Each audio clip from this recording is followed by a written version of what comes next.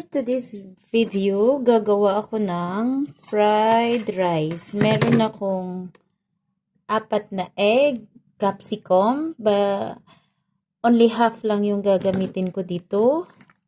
At meron akong yun. Tsaka ito yung favorite ko pag sa fried rice. At i-crack na natin ang 4 na egg. Scrambled egg muna natin ito.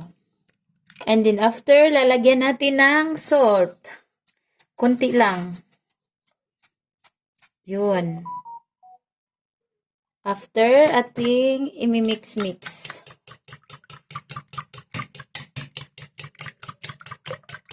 Konting salt lang kasi ito medyo may ano din to. Maalat ng konti. Sasali ko siya sa pagluto ng fried rice. Okay na siya. Magpainit na tayo ng kawali at ating iluluto muna ito.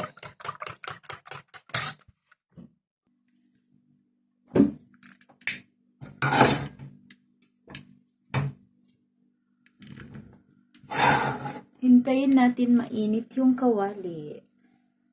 Ito yung leftover rice ko. Konti lang yan. Okay na yan.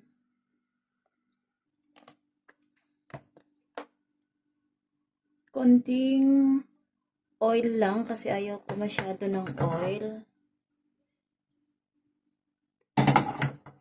Ilagay na natin yung egg.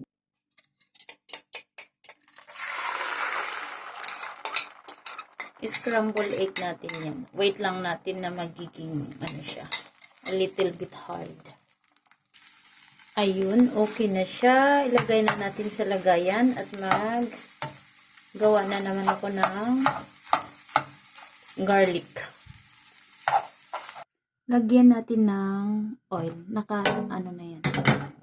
Para sa ating garlic. Kunti lang.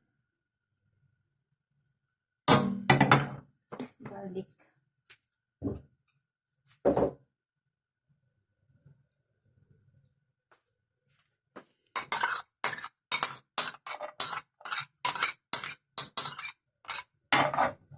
Hintay lang natin mag-brown. Nag-brown na siya, ilagay na natin yung meat.